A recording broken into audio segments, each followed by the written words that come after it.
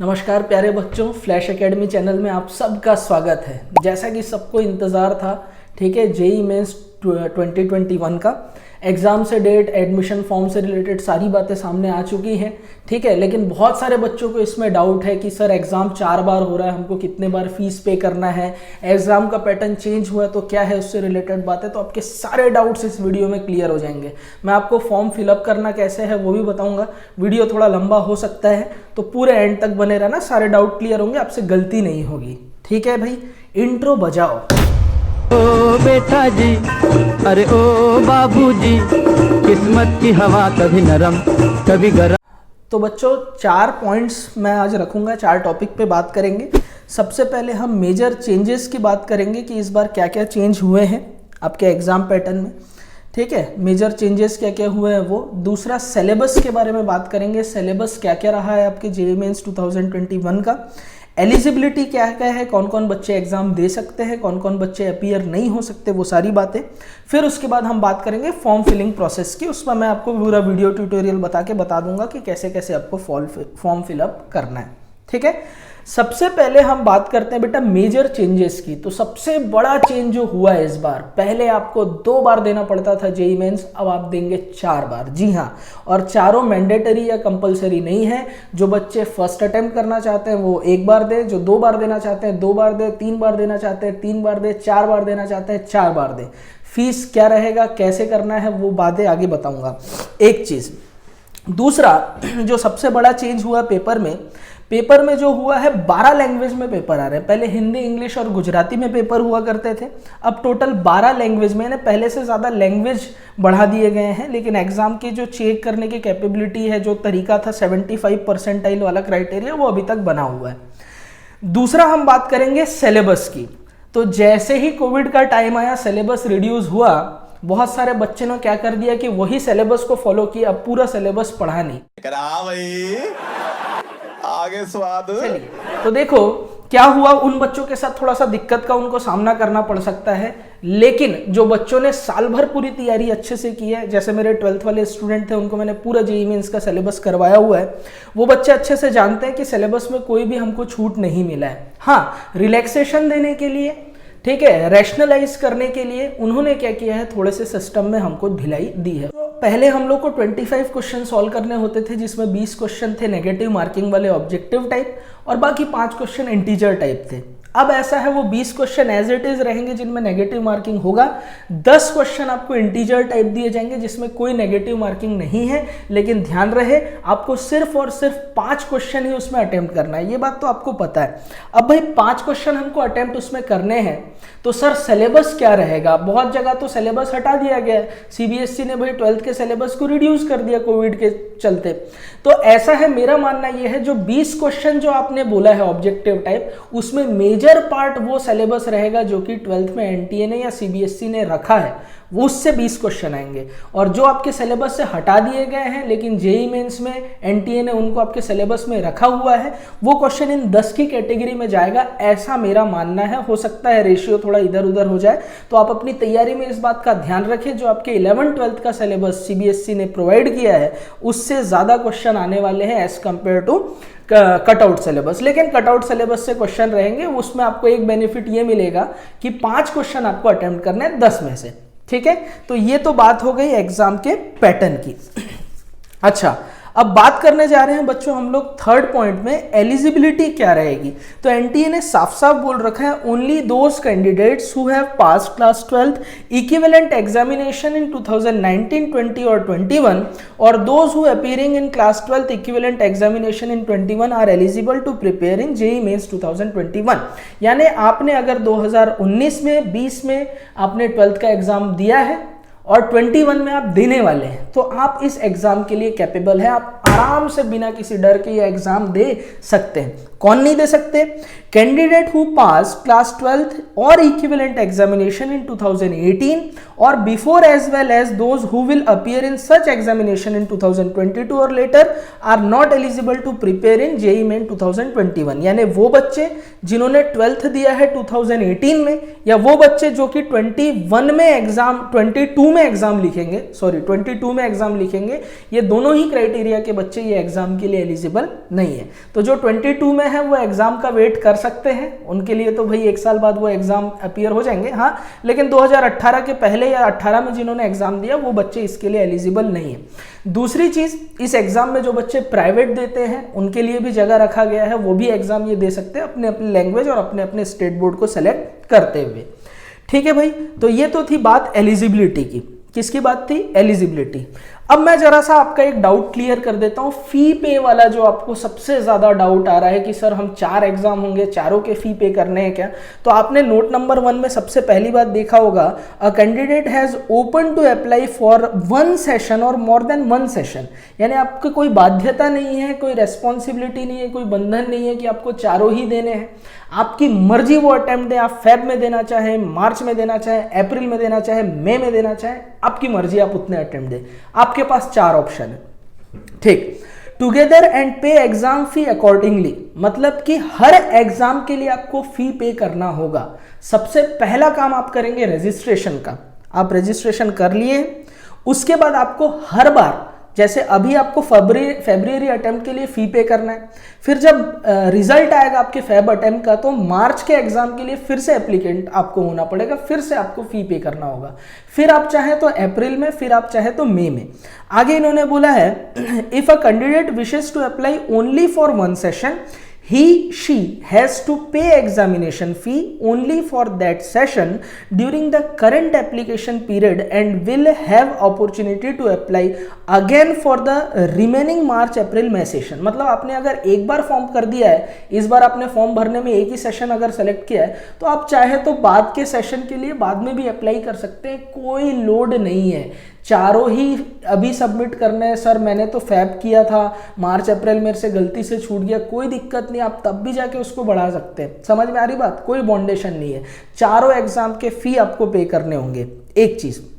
दूसरी चीज, the application window will be reopen, है ना, immediately after the declaration blah blah blah March April session. हाँ, तो वो है, वो तो मैंने बता दिया आपको। तीसरा, जैसे कि suppose fee can also be carried forward to another session of JEE Main 2021 examination for the May session will be the last examination for coming academic year। मतलब जो academic year आ रहा है उसमें May session सबसे last exam होगा। In case आपने fab का fees भरा, आपने फैब का एग्जाम नहीं दे पाए किसी वजह से, तो वो आपका फीस जो है मार्च में चला जाएगा। आप मार्च भी नहीं दे पाए तो वो फीस जो है अप्रैल में कन्वर्ट हो जाएगा, मतलब फीस आगे बढ़ जाएगा, लेकिन रिफंड नहीं होगा। ये चीज का ध्यान रखना आप लोग, ठीक है। फीस जो है कैरी फॉरवर्ड हो जाएगा आगे के एग्जाम्स के लिए। आपको फी पे करने के टाइम पे credit card, debit card, UPI और पेटीएम सर्विस से आप लोग कर सकते हैं। नेट बैंकिंग का भी फायदा है आपको यहाँ पर, ठीक है। और दूसरी चीज यहाँ पर क्या लिखा हुआ है, ये जीएसटी वगैरह जो है फीस का, वो रिलेटेड चीजें आपको अपेंडिक्स 4 में दी हुई है। अच्छा बच्चों, किसको कितना फी करना है, पे करना है, वो पूरी लिस्ट इन्होंने अपने अपेंडिक्स में दी हुई है। मैं आपको उसका स्क्रीनशॉट शो कर दूंगा, लेकिन उस पर बात करके टाइम वेस्ट अपन करते नहीं है। जरा बात कर लेते हैं रजिस्ट्रेशन की। तो सबसे पहले आपको रजिस्ट्रेशन करना है। रजिस्ट्रेशन के बाद आप इस चीज का ध्यान रखें कि आपने रजिस्ट्रेशन में जो ईमेल आईडी नंबर दिया है उसको वेरीफाई कर लेना, फिर थर्ड स्टेप में जाके आप फॉर्म फिलअप करेंगे। तो बच्चों अब बात करते हैं फॉर्म फिलअप करने की। तो फॉर्म फिलअप करने के लिए सबसे पहले आपको क्या करना है बच्चों, सबसे पहले गूगल में जाके JEE Mains 2021 सर्च करना है। इसमें आप JEE Main national testing agency करके पहला लिंक आपको मिलेगा, jeimain.nta.nic.in, आपको उसमें क्लिक करना है। खुलते ही ये पोर्टल खुल जाएगा। इस पोर्टल में आप देखेंगे तो इन्फॉर्मेशन बुलेटिन वगैरह आपको दिया हुआ है, आप चाहे तो उसको पूरा डाउनलोड करके पढ़ लें, ठीक है। 56 पेजेस के हैं, ठीक है। आगे बात करते हैं अप्लाई फॉर JEE Main 2021, आपको न्यू यहाँ क्लिक करना है। इससे ये पोर्टल खुल जाएगा। 2 चीजें आपको दिखेंगी, step to apply online, new registration, only registered candidate sign in. तो सबसे पहले आपको रजिस्ट्रेशन करना होगा। रजिस्ट्रेशन करने के बाद आप only registered candidate sign in करेंगे और साइन इन करके फी पे या जो भी प्रोसीजर है डाउनलोड से रिलेटेड आपके प्रोसेस रहेंगे वो सब आपको बाद में करना है। तो सबसे पहले फिलहाल आप जाओगे न्यू रजिस्ट्रेशन में। न्यू रजिस्ट्रेशन में जाते ही मिनिस्ट्री ऑफ एजुकेशन की ये साइट आपको खुल गई है। पेपर 1 जो आप सेलेक्ट करते हैं बी आर्क बी टेक वगैरह, वो paper 2, paper 2B B planning वगैरह ये आपको दिया हुआ है, आपके फीस स्ट्रक्चर दिए हुए हैं, आप डिटेल में पढ़ लें। ज़्यादातर बच्चे बी टेक का एग्जाम देते हैं, कुछ सेकंड पेपर भी देते हैं बी आर्क का और बी प्लानिंग का, तो वो आपके पास पेपर 1, पेपर 2A और पेपर 2B आपके हिसाब से दिया हुआ है। आपको जैसा चाहे आप उसको अप्लाई करें। आप इस इंफॉर्मेशन बुलेटिन को डाउनलोड भी कर सकते हैं। नीचे की तरफ जाएंगे आपको सारी डिटेल मिलेंगी, यहाँ पर बहुत सारी ज्ञान की बातें हैं और आई हैव डाउनलोड इन्फॉर्मेशन कर लेना और क्लिक हियर टू प्रोसीड कर देना।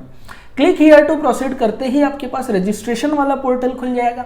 कैंडिडेट नेम में आप अपना नाम फिल करेंगे। ध्यान रखें अपने नाम में वही नाम लिखें जो आपके 10th के मार्कशीट में दिया हुआ है, ठीक है, कुछ भी चेंजेस नहीं लाने हैं। और जो आप आईडी प्रूफ सबमिट करने वाले हैं, उस आईडी प्रूफ में जो आपका नाम और डिटेल दिया हुआ है, डेट ऑफ बर्थ, वो आपकी 10th की मार्कशीट से मैच होना चाहिए, ये बात का ध्यान रखेंगे। दूसरी चीज, आप अपना सिग्नेचर और फोटो में आपके ईयर दिखने चाहिए और वाइट बैकग्राउंड में 70% फेस अपीयर होना चाहिए। ऐसी फोटोज को आप स्कैन करके रख लेंगे, ठीक। अब मैंने तुहीन मंडल मेरा नाम यहां पर लिख दिया। फादर्स नेम में जो आपके पापा का नाम होगा, जो भी डिटेल होंगे वो आपको डालने हैं, कैंडिडेट नेम, लेकिन कुछ भी मिस्टर, मिसेस, श्रीमान, श्रीमती, डॉक्टर, ये सब नहीं लगाने हैं। साफ साफ यहां पर दिख रहा है आपको। डेट ऑफ बर्थ आपको सेलेक्ट करना है मैन्युअली, आप चाहे तो टाइप भी कर सकते हैं, लेकिन यहाँ पर ईयर वगैरह आपको लिखना है। जेंडर आप सेलेक्ट कर सकते हैं, मेल, फीमेल, ट्रांसजेंडर जो भी है। आइडेंटिफाइड टाइप में ज़्यादातर आपके पास पैन कार्ड होगा, पासपोर्ट होगा, जो बच्चे एनआरआई हैं वो भी एग्जाम देते हैं तो पासपोर्ट, वोटर आईडी कार्ड, जो भी चाहे आप दे सकते हैं। ड्राइविंग लाइसेंस, बैक पासबुक जो है उसकी फोटोग्राफ, जो भी आप सबमिट करना चाहें। ज़्यादातर बच्चे आधार कार्ड अप्लाई करते हैं तो आधार कार्ड के लिए any other valid government identify with photograph, Aadhaar card के लिए आप लास्ट वाला ऑप्शन सेलेक्ट करेंगे।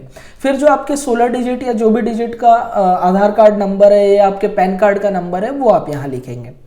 परमानेंट एड्रेस में ध्यान रखेंगे, ये एड्रेस गलत नहीं होना चाहिए। Address, locality, city, town, village, country, ठीक है, जिस कंट्री से आप हैं, इंडिया, जाहिर सी बात है सेलेक्ट करना है। स्टेट सेलेक्ट करना है, डिस्ट्रिक्ट सेलेक्ट करना है, pin code, alternate contact number जरूर दें, इसमें एटलीस्ट आप अपने पेरेंट का नंबर दे दें।